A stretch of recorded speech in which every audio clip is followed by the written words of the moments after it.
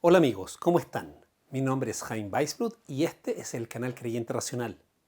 A continuación los invito a ver una conversación respecto del estado actual de la teoría de la evolución que tuve con el médico, PhD y académico Tomás de Mayo. Tomás de Mayo es médico cirujano y especialista en anatomía patológica. Es además magíster y doctor en ciencias centrado en epidemiología genética de cáncer de mama hereditario. La conversación se dio en el contexto de los varios videos que he estado publicando en este canal con respecto a la teoría de la evolución. Aún así, no es necesario haber visto los otros videos para ver este. Dime qué te parece la conversación, suscríbete al canal y déjame tus comentarios. Nos vemos. Hola, buenas tardes, Rabino. ¿Cómo estás? Bien, ¿y tú? ¿Cómo te va? Yo también, todo bien, gracias. Qué bueno, me alegro. Muchas gracias por este espacio. La idea es que conversemos un poco sobre los temas del video. Así es. Y la primera pregunta que te quería hacer es, ¿por qué hablar de la evolución en general?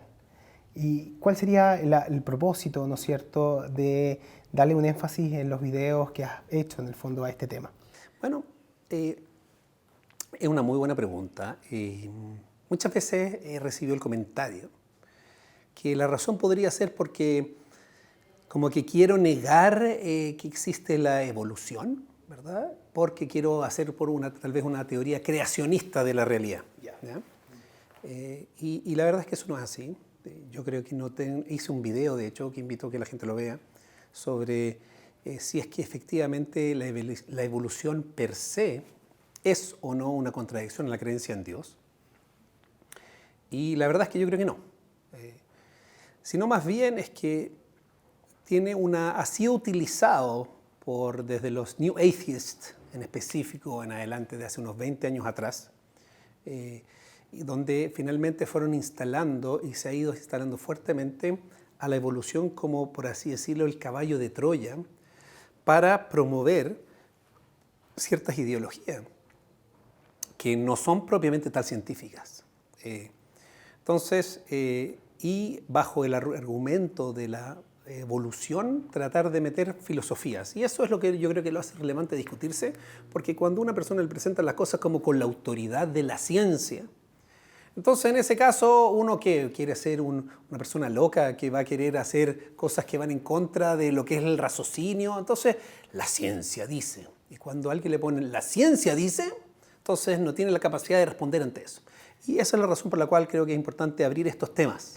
O sea que habría como una especie de irrefutabilidad de lo que la ciencia dice, que va de la mano de algunos elementos que son filosóficos y cuando se presentan, por ejemplo, a la masa crítica de gente joven o que gente que está estudiando ciencia, en el fondo se ven frente a una situación como que no lo puedo negar, por decirlo así, y en el fondo no necesariamente es así, por lo que entiendo. Y por otro lado, lo que tú habías mencionado de que la creencia en Dios no sería una contradicción, ¿no es cierto?, a ser evolucionista en ese sentido. Eso sería como básicamente lo que estaría siendo lo que tú piensas que es lo principal, ¿no es cierto?, que está ocurriendo hoy en día con la teoría, en el fondo de ser algo científico, quizás algo que es también más filosófico o que incluso involucra una visión de vida, siendo que no necesariamente es así. Eso justamente, o sea, uno de mis objetivos ha sido, hasta este momento, no sé hasta dónde me va a llevar esto, uno de mis objetivos ha sido tratar de hacer una distinción entre lo que es ciencia y cientificismo. Correcto. Ciencia, por decir una definición básica que yo creo que estaríamos todos de acuerdo, ciencia significa un método basado en hipótesis, basado en tratar de experimentar, en tratar de medir, en tratar de ver teorías que sean modelables, replicables, ¿verdad? Analizables matemáticamente, que nos permita, ojalá, acercarnos a la verdad o a la realidad de lo que hay allá afuera. Y en ese sentido nadie puede estar en contra de la ciencia. Claro. Cientificismo más bien es una posición, una doctrina filosófica que empieza y epistemológica, que básicamente empieza a decir que el único conocimiento válido es el que se obtiene a través de ciertas técnicas y experimentables y que es la única que es conocimiento. Y si no cae dentro de eso, es básicamente en el espacio de la opinión. Y eso yo no estoy de acuerdo y justamente es una de las cosas que sí quiero argumentar. Entonces, muchas veces vienen de la mano. Perfecto. Viene evolución con cientificismo y un materialismo, que son posiciones filosóficas, no científicas. Y como se usa la evolución como el caballo de Troya para muchas de estas tendencias, esa es la razón por la cual he querido hablar del tema. No que yo tenga algún problema si algún día se llegara realmente a encontrar una explicación naturalista de cómo funcionó la evolución a lo largo desde las células hasta los animales. Lo que pasa es que creo que ni siquiera estoy diciendo algo polémico, en verdad. No, es algo súper conocido. De hecho, sobre el materialismo cientificista se ha escrito mucho. Hay quienes piensan también que quizás esto está, no sé si es una palabra de valoración, pero quizás la teoría está más, se le ha proyectado más de lo que es capaz de entregar quizás hoy en día en el mundo científico y en base a la evidencia que tenemos actualmente. Y quizás esa proyección, ese aumento de la valoración que tiene, ha ido muy de la mano con lo que tú dices del materialismo cientificista, que es algo que sí se ha discutido durante mucho tiempo. Exactamente. Entonces, lo que yo digo que no es tan polémico, me refería tal vez a... No es tan polémico decir que la teoría de la evolución, y por eso decía, a pesar que la llamé darwinismo, ¿verdad? Y una de las razones que vamos a conversar, yo creo que tiene que ver con eso, es porque no es polémico decir que al día de hoy todavía hay unas grandes interrogantes tremendamente importantes en el objetivo que se plantea la teoría de la evolución explicar. La teoría de la evolución busca explicar el origen de las especies. Correcto. Eso es lo que busca. Y al día de hoy, a pesar de que ha habido mucho progreso, es difícil argumentar que se ha podido explicar el centro de esa explicación. Entonces mucha gente me decía, pero mira, todas las teorías van evolucionando y van cambiando y van mejorando, pero hay una diferencia esencial. La diferencia esencial es lo siguiente. Por ejemplo, tenemos la gravedad de Newton. Newton se planteó un problema de explicar por qué los objetos caen, ¿ya? Todos. E hizo una modelación matemática e hizo una explicación al respecto que fue tremendamente exitosa y que explicó. Obviamente que en los bordes se empezaron a dar algunos fenómenos que no fue capaz de explicar, pero para la experiencia básica explicó el 99% de nuestras experiencias. Entonces la teoría de Newton básicamente logró explicar el 99 o el 100, en ese momento era el 100% del fenómeno. Como ocurre, y así lo explica, por ejemplo, Thomas Kuhn en sus trabajos sobre filosofía de la ciencia, se van acumulando algún tipo de anomalías, algún tipo de eventos en los bordes que empiezan a decir que tal vez la teoría no calza 100%. Eventualmente vino la teoría de relatividad de Einstein y fue capaz de explicar más. Exacto. Y por lo tanto podemos decir que es una mejor teoría. Y es súper medible y es súper concreta y en ese sentido son teorías que a pesar que han ido siendo reemplazadas, sí hoy día es lo que normalmente llamaríamos una teoría científica establecida. Correcto. A diferencia de la evolución. La evolución... o sea, si bien entiendo, perdón que te interrumpa, sí. eso no ocurre lo mismo. No podríamos hacer un parangón entonces entre lo que Newton describió después con la teoría de la relatividad y los avances de la física moderna, que se ha ido expandiendo, yo entiendo, cubriendo más territorio. Eso no está ocurriendo según la visión que querés exponer sobre la evolución en ese sentido, porque faltan, entiendo, muchos espacios por llenar todavía. O algo que está todavía incompleto. No ha tenido la capacidad, entiendo yo, de explicar el punto central que se busca explicar, ¿verdad? Que es de cómo surgen las especies, ¿verdad? Hasta el día de hoy, cómo desde un molusco que tal vez venimos de un antepasado común, se produce un ser humano o una ballena. Eso todavía hay grandes hoyos en la explicación. No han logrado ni siquiera tener un modelo. No analicemos si ese modelo es verdad. Tal vez no ocurrió, tiene ciertas deficiencias. Primero que nada, una ciencia histórica, lo cual tiene ciertas restricciones importantes. Pero dos, con las cosas que se manejan hoy día, básicamente, yo creo que nunca se ha podido realmente explicar, sino como que se han hecho, a partir de micro cosas o pequeñas observaciones, se han hecho extrapolaciones, pero cualquiera, y yo creo que el mundo científico lo reconoce así, cuando uno hace doble clic, cuando uno entra, se da cuenta que efectivamente no ha sido propiamente tal explicado lo que se busca explicar. Entonces, Puede ser que, y no quiero con esto decir que entonces no hay que estudiarlo y que no hay que promover la ciencia y tratar de descubrirlo, fantástico, y que se han hecho muchos avances al respecto, pero todavía tiene significativos problemas. Y por lo tanto yo lo llamaría, está todavía en la zona de la hipótesis. Todavía no está establecida como una teoría científica, y yo diría que lo que estoy diciendo, según lo que yo he visto, es lo aceptado por... hoy día Eva Jablonka, Gerd Müller y todos los evolucionistas básicamente saben que eso es así. O sea, si bien entiendo, esta imagen es fascinante porque sería como un puzzle de muchas piezas complejas, de las cuales hay algunas y que estamos tratando de armar básicamente de acuerdo a observaciones retrospectivas en el tiempo, registros fósiles, análisis filogenéticos, de tratar de llegar a un árbol de la vida, a un ancestro común, y eso quizás lo hace en un escenario quizás más particular, ¿no es cierto?, más complejo.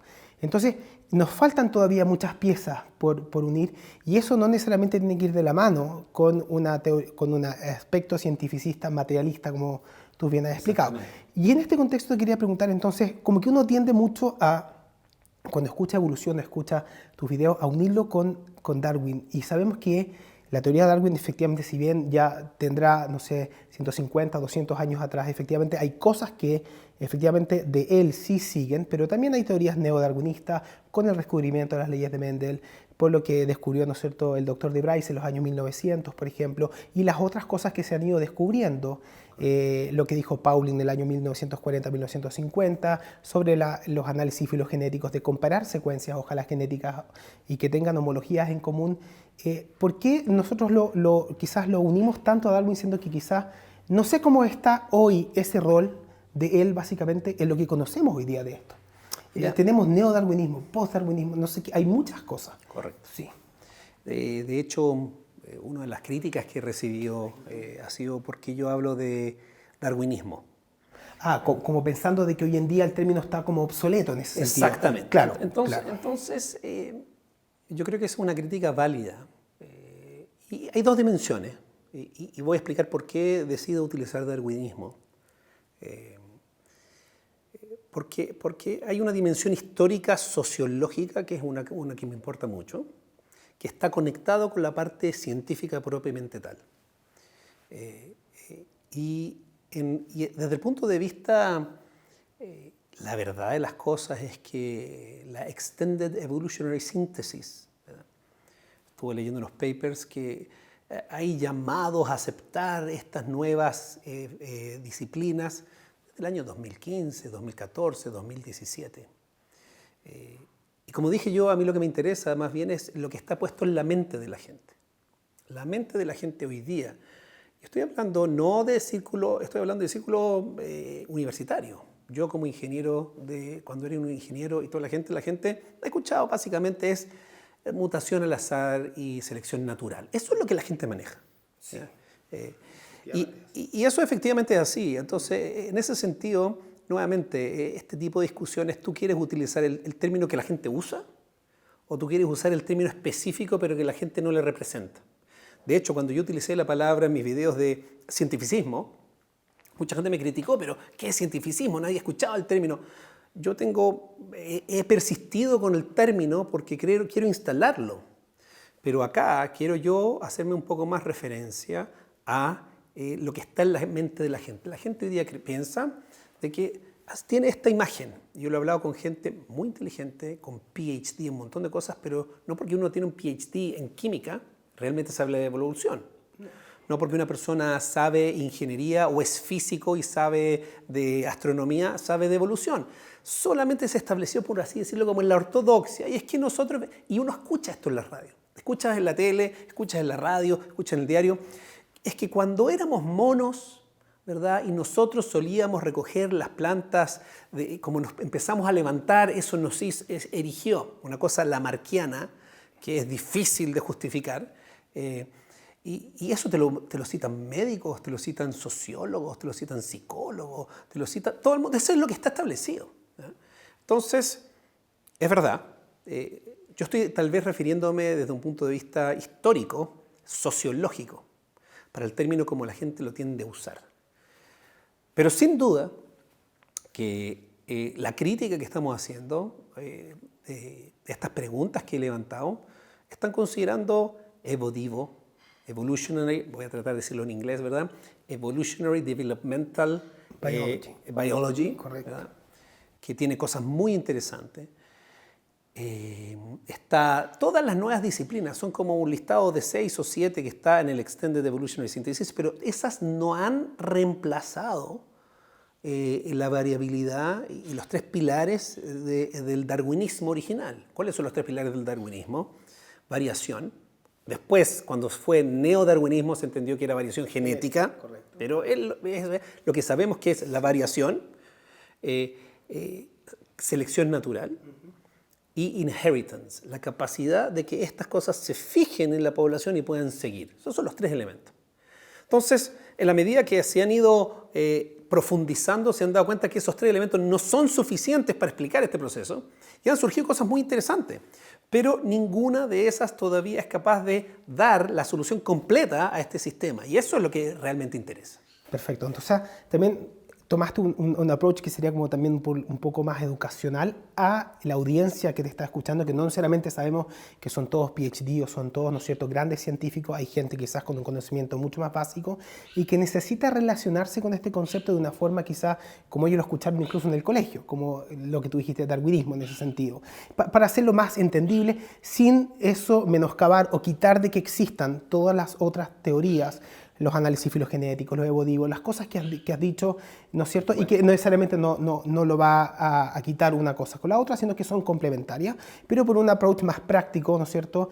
Decidiste tomar, ¿no es cierto?, eso, y que ahora, en el fondo, lo veo muy bien porque lo está aclarando, en el fondo, Una de las dificultades súper grandes en este tipo de temas es, por un lado, quieres mostrar la información lo más fidedigna posible, y por otro lado, es muy difícil mantenerlo en un nivel que la gente pueda entender. Correcto, ¿verdad? claro. Y que entonces quiero que sea, más, quiero poder, por eso tuve un debate con un microbiólogo, ¿verdad? Entonces hice la presentación lo más simple y yo conozco varias de la gente que estaba y la gente como que entendió más o menos y yo traté de hacerlo, me esforcé lo mucho que pude en hacerlo simple, ¿verdad?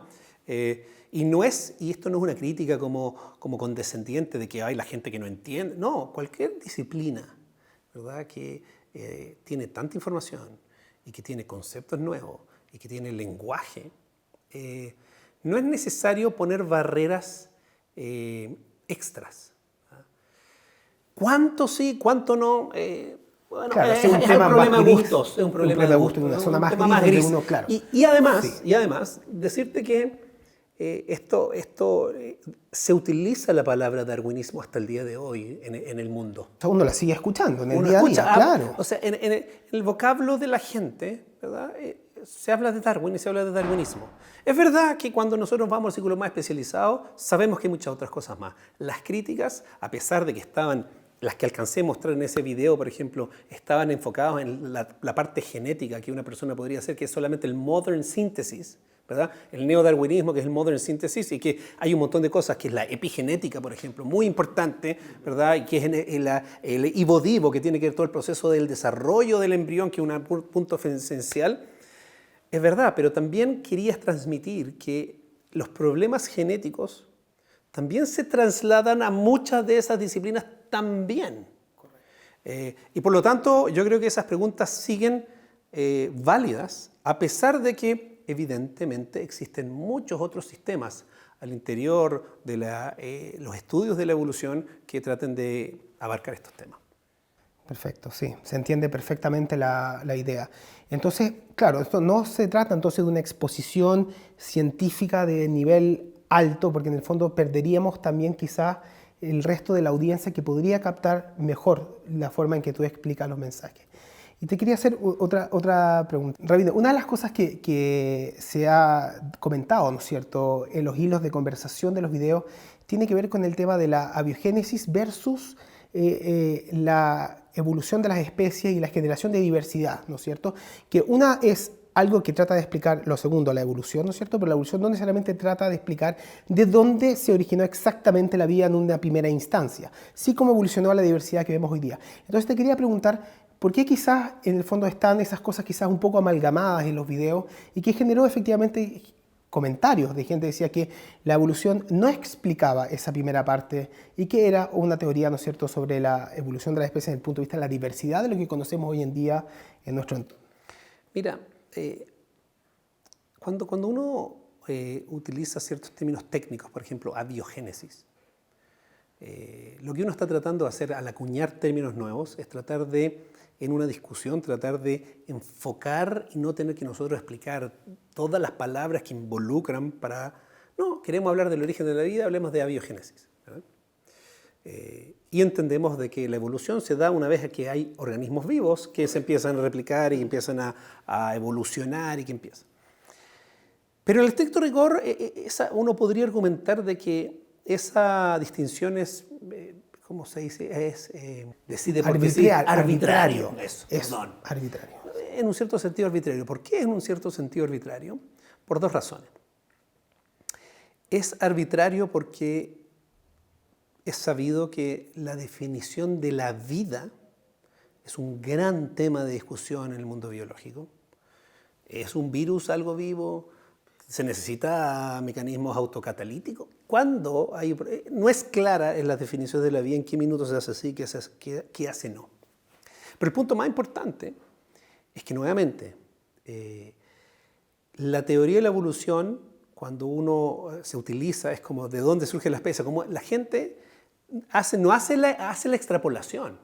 La gente hace la extrapolación y dice, venimos de nosotros somos los seres humanos, venimos de los monos de, no sé, de los ratones de esto, y hace la extensión hasta el final, que es lo natural, porque lo que está buscando esto es tratar de dar una explicación naturalista desde los organismos, desde los compuestos inorgánicos hasta el ser humano. Entonces, si en algún minuto tú quieres llamar desde aquí hasta acá abiogénesis y desde aquí hasta acá evolución, eso es un poco arbitrario, o puede ser útil tal vez en la discusión.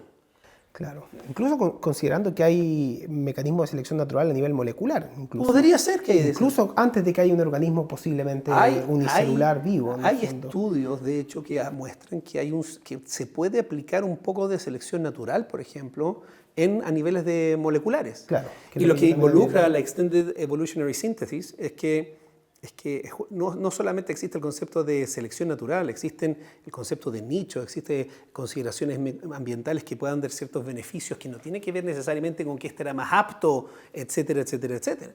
Entonces, sin duda que eso está parte de la discusión. Entonces, está bien, una persona se puede poner estricta y decir, eso no es lo que nunca Darwin... No sé, ¿me quieres invocar a Darwin o queremos involucrar la evolución? Nuevamente, volvemos, estamos el huevo, la gallina, ¿verdad? Si te hablo de darwinismo, entonces Darwin nunca quiso explicar eso, ¿verdad? Pero si te hablo de evolución, pero la evolución nunca quiso explicar el origen de la vida. No importa, eso al final es una cosa semántica, es una cosa al final. Lo que se busca es tratar de generar una teoría de descripción naturalista desde lo inorgánico hasta el ser humano, el mono o la ballena, ¿verdad? Y eso en algún minuto... si yo agarro desde aquí y eso lo llamo evolución, bueno, desde cierta forma estoy saltándome el elefante en la pieza. El elefante en la pieza es cómo llegó ese organismo. Y ese fue mi primer argumento en ese debate, ¿no? Y yo creo que ese, en el fondo, es el problema más grande que tiene toda la visión evolucionista. Es el problema más grande. El origen de la primera célula. El origen de la primera célula, la cantidad de información genética que es necesaria es abismante desde un punto de vista probabilístico y por lo tanto no existen teorías razonables, aceptables sobre cómo eso llegó.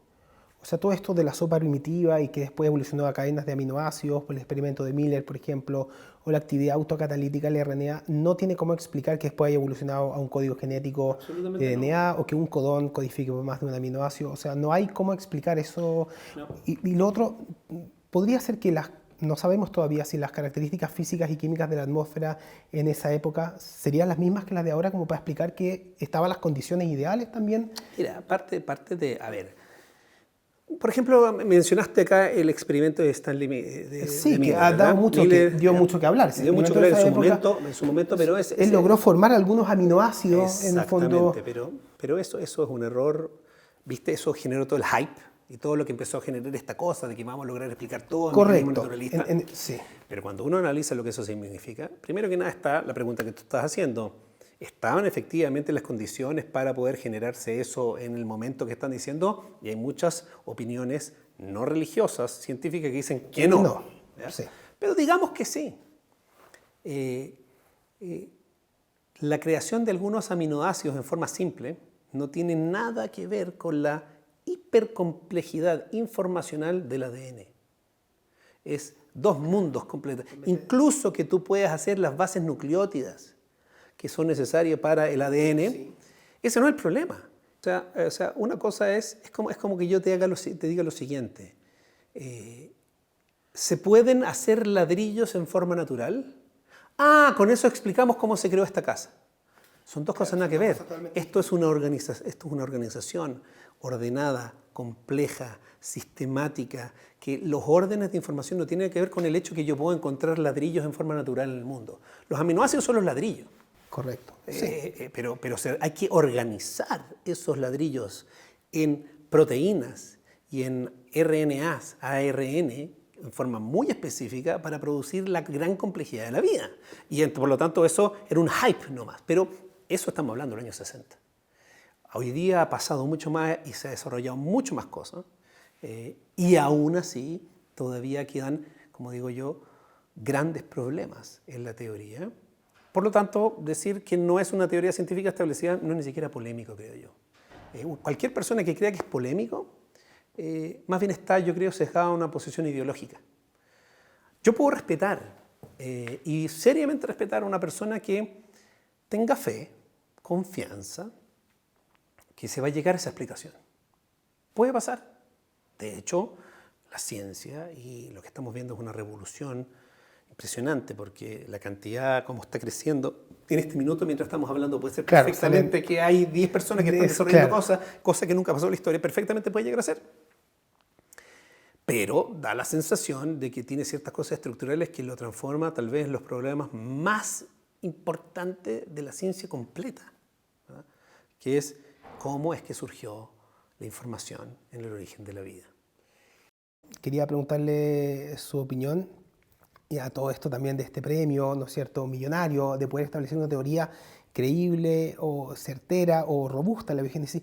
¿Cómo podemos quizás aprender un poco de la inteligencia artificial, de las cosas que han surgido hoy en día y esta teoría? Hay cosas muy interesantes, sí. Muy interesantes. ¿Cuál es la primera vez cuando yo vi este premio impresionante de $10 millones para quien pueda traer una teoría plausible? Y es una muy buena demostración. Tienes ahí un panel de científicos de alto nivel, calibre, no religiosos, ¿verdad?, que están ahí tratando de establecer esta cosa. Es una forma de entender de que esto no se sabe. Pero, ¿cuál es la conexión con AI, con inteligencia artificial? Entonces, la conexión con inteligencia artificial es justamente esto. ¿Cómo se puede generar un código que se autogenere o que se vaya generando en forma al azar, que más encima tenga ciertas propiedades de inteligencia artificial, como está el tema de Natural Genetic Engineering, que podemos tal vez hablar un poquito más adelante, ¿verdad?, de James Shapiro. Sí. Entonces esa es la gran pregunta, ¿verdad? La gran pregunta es, y eso es lo fascinante y lo insondable de este problema, es no existe en nada de lo que nosotros podemos hacer la capacidad de que algo que sea de información se haga solo, ¿verdad? Y el problema es tremendamente poderoso porque existe un teorema que se llama No Free Lunch, the Free Lunch Theorems. Que esto primero se desarrolló en teorías de optimización en ingeniería, y que hoy día en teorías de computación están ahí metidas. Y que básicamente lo que nos explican es que tiene que ver con el tema de search, se llama, buscar. ¿A qué me refiero con buscar? Buscar se refiere Imagínate que tú tienes un teléfono celular, entonces de repente no tienes señales. ¿Qué es lo que uno hace? Se mueve al lugar donde hay señal. Hace un proceso de search, claro, es un proceso de búsqueda. Puede haber ¿ya? más señal, claro. Entonces tú empezás a buscar hasta que de repente encontrás.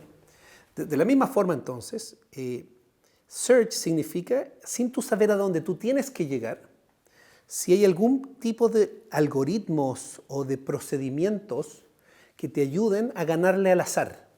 ¿Ya? Porque si yo pudiera decirte, mira, cada vez que tu teléfono no tiene señal, camina 10 pasos a la del frente y 10 pasos a la izquierda, y ahí prueba. ¿Ya? Entonces, si yo te pudiera algún tipo de algoritmo donde tú pudieras optimizar el search, entonces sería maravilloso. En el fondo, eso es lo que se necesitaría, ¿verdad? Se necesitaría que para producir mejor que el azar, un código de información de 300.000 nucleótidos, entonces, ¿existe algún mecanismo tipo search que vaya haciendo por fuerzas determinísticas, químicas, que hacen algún tipo de algoritmo que vayan ordenando los nucleótidos de un ADN o de un RNA, etcétera, para que sea suficientemente poderoso? Y lo que te dice estas teorías de search, que tiene que ver con telecomunicaciones, y hoy día en AI, es que es equivalente a cualquier tipo de algoritmo, no le va a ganar al azar. Lo que eso significa es que la probabilidad de producir un ADN de 300.000 pareciera ser que es 4 elevado a 300.000, lo cual es un número... Prácticamente tendiendo a ser, ¿no? Cuando uno habla de infinito, es literalmente el concepto que se acerca más a infinito que tú puedes considerar. No es como cuando uno dice, ¡ay, es infinito! No, aquí te estoy diciendo, es como infinito de verdad. 4 elevado a 300.000 es una locura. ¿Eh? O sea, la probabilidad de que eso pueda ocurrir espontáneamente sería prácticamente cero.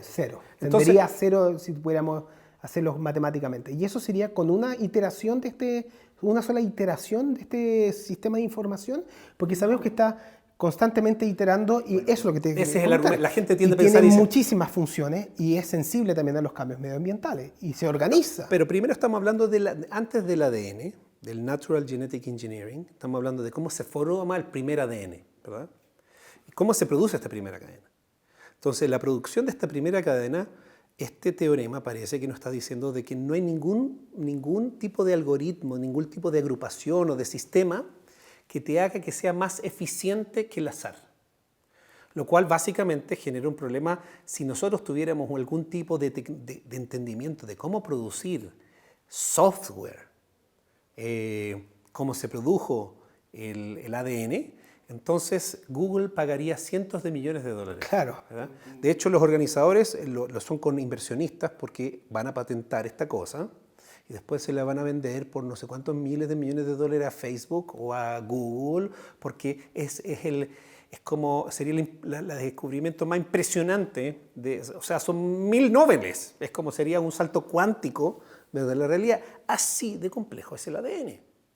Entonces, es el elefante en la pieza, como dije originalmente, cuando me divides entre abiogénesis y evolución. Claro, evolución. Entonces, bueno, si tú logras tener un código escrito con miles de líneas y un programa de inteligencia artificial fascinante, que después puede ser que descubras que hace cosas impresionantes, pero ¿de dónde salió ese código? Entonces, puede ser que algún día se descubra, puede ser, pero al día de hoy ese es el elefante en la pieza. Y ese proceso se va manifestando por cómo vemos que ha sido la evolución en los fósiles.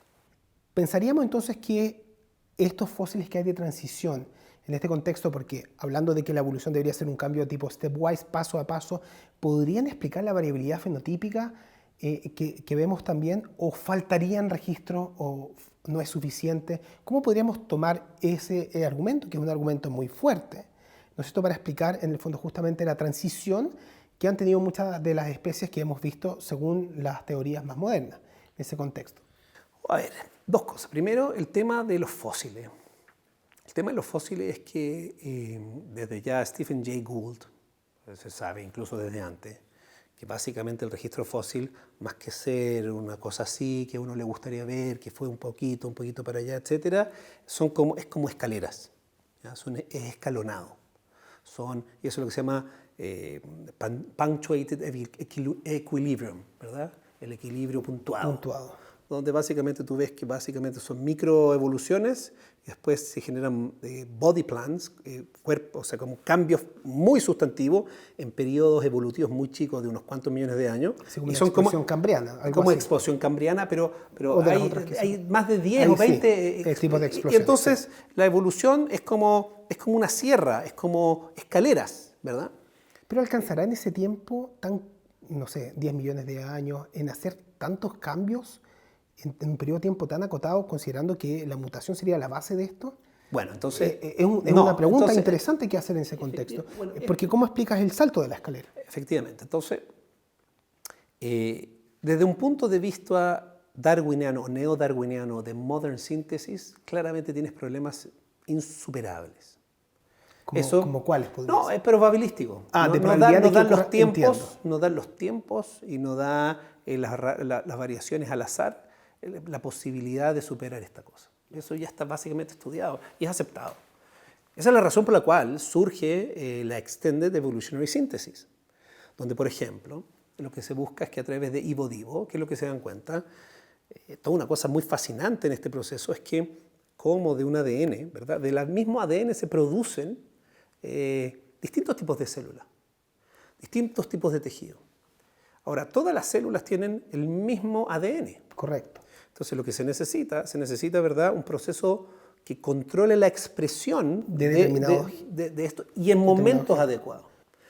Y para eso se necesita entonces, es lo que Davidson, de Caltech, se dedicó, el pionero de esta cosa muy importante. Él descubrió lo que se llama Developmental Gene Regulatory Networks, ¿verdad? ¿Cómo es? DGRN, ¿ya?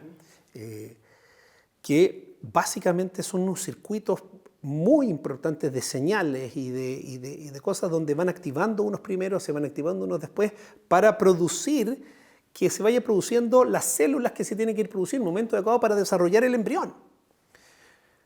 Entonces, EVO-DIVO lo que empieza a buscar es que, mira, efectivamente, si tú haces modificaciones genéticas a nivel de cada uno de los puntos en el producto terminado, no te dan los tiempos. Pero podría ser que si tú logras hacer, por ejemplo, modificaciones a nivel de los Hox genes, a los genes Hox, y otro tipo de cosas a nivel de estas redes, ¿verdad?, regulatorias de los genes, entonces tal vez podrías lograr cambios muy sustantivos, porque si yo te hago un cambio en el momento del embrión, donde se está formando, entonces en vez de que se vayan por esta dirección, se va por esta dirección, te puede salir un animal completamente distinto. Pero lo que se ha encontrado, y esto Wallace Arthur y todo es que están en esta cosa, los pioneros de la cosa, se han dado cuenta de que básicamente cualquier modificación que se le haga a estos redes son catastróficas. Son tan complejas que cualquier modificación que se le hace acá nunca te va a dar un organismo viable. Entonces, teóricamente dijo, si nosotros entonces encontramos modificaciones a nivel de estos genes regulatorios, entonces podrías tener macroevolución en forma así, ¿verdad? Y eso explicaría estos saltos.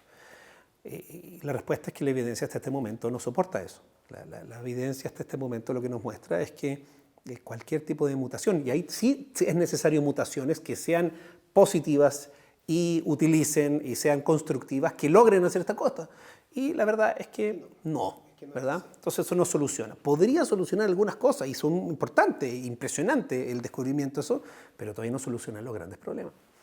Lo que sí es un área muy fascinante y que yo creo que es la que hasta este momento es la que presenta más potencial.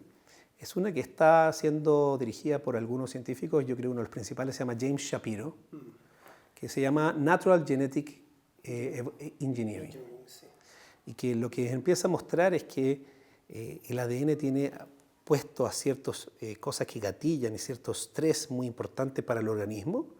Entonces empieza literalmente, tiene sistemas en el interior del ADN que empieza a reorganizar su ADN, a hacer mutaciones mucho más forzadas para tratar de producir un sistema que el organismo pueda sobrevivir. Claro, o a silenciar o expresar genes, porque sabemos que lo que tú dices es muy interesante, que la organización del genoma y de los genes es dinámico en tiempo y espacio y que se pueden organizar y desorganizar el DNA está enrollado, ¿no es cierto? En las histonas hay enzimas que, por ejemplo, apagan genes, que prenden genes. Entonces, todo esto también no sabemos muy bien cómo ocurre en la organización temporoespacial del genoma y cómo responde a los estresores del medio ambiente. Es súper interesante ese punto. Fascinante. Y este señor, James Shapiro, se ha dedicado a esto. ¿Podría producir eso algún cambio sustancial en alguna especie, algo así tan potente que sea? Entonces, lo impresionante son dos cosas. Número uno, es que es impresionante cómo el ADN mismo y el organismo mismo es capaz de modificarse a sí mismo por sistemas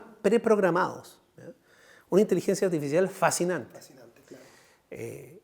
Ahora, lo que entiendo yo hasta este momento es que hasta el día de hoy, más que nada ha logrado establecer que son procedimientos de supervivencia adaptativos, pero no generativos de nuevas funcionalidades. Ah, correcto. Y dado que eso es así, todavía es un muy buen candidato comparado con las otras cosas, creo yo, porque a nivel genético las meras mutaciones no te van a servir, explica, sí. A nivel de evolutivo pareciera ser que no va a servir, pero esto tiene un gran potencial y es impresionante. Lo que falta por establecer es que efectivamente sea capaz de producir nuevo material genético con nueva funcionalidad, porque el hecho al final de cuentas es el siguiente. Desde la célula más chica hasta el ser humano, por ejemplo, tienes 3.200 millones de bases nucleótidas de diferencia. Es una brutalidad de información. Entonces, hay gente que me plantea, por ejemplo, tenemos la simbiogénesis, ¿verdad? Que se une simbiogénesis, pero eso no soluciona el problema. Porque la simbiogénesis, por lo menos hasta lo que se conoce, entiendo yo, la simbiogénesis tiene riqueza genética en un organismo, en una bacteria, ponte tú, y en una ameba, tiene una riqueza esta otra, y finalmente son forzadas a que una se vuelva simbiótica y ingrese y se haga parte del organismo. Correcto. ¿Verdad?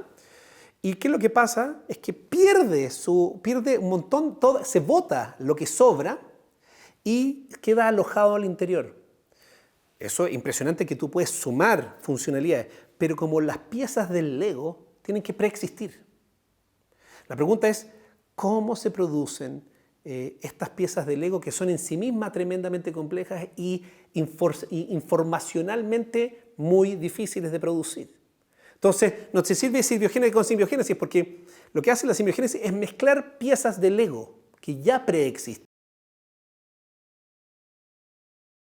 Eso, Limbergulis, endosimbiótica, y hay mucho que eso. Y se puede explicar crecimiento, pero no se puede explicar nuevas funcionalidades, sino mezclar funcionalidades y hacerme más crece el genoma del nuevo organismo, pero no produce nuevas funcionalidades que, por ejemplo, al final vemos cómo vuela un colibrí.